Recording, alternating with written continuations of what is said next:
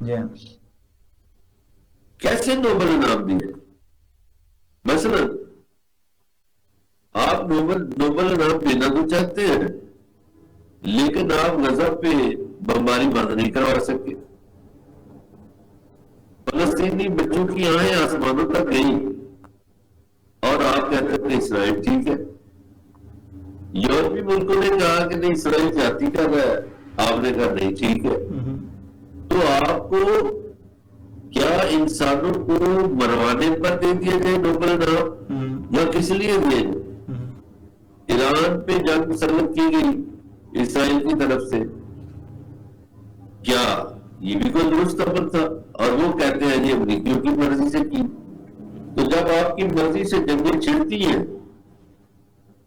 تو آپ کو کس طرح نوبل انعام دیے جائے؟ اور آپ کے ملک میں کیا حالات ہے اس کے پیش نظر نوبل انعام دیے جائے؟ میں نہیں سمجھتا کہ وہ نوبل انعام کو ملنا چاہیے. اس لیے کہ ایک قاتلوں کے سپورٹر کو، ظلم کے سپورٹر کو، جنگ و جدل کرنے والوں کی مدد کرنے والے کو کیوں کر اور کیسے نوبل انعام دیے؟ میں تو نہیں سمجھتا کہ انہیں نوبل انعام ملے. وہ تو کہتے ہیں کہ 8 جنگیں بند کرائی ہیں میں نے. وہ تو 10 بھی کہیں گے. یہ جو 8 جنگیں انہوں نے بند کرائی یہ شروع کس نے کروائی تھی؟ اس کے پس پردہ کون تھا؟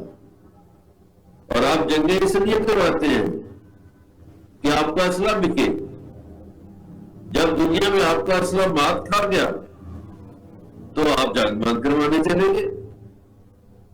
جب آپ کے اسلحے کو مار پڑی تو آپ نے کہا نہیں اب جنگیں بند ہونی چاہیے، بزنس ہونا چاہیے، اور پھر آپ ٹیرف کے ذریعے بدماشی کرتے ہیں.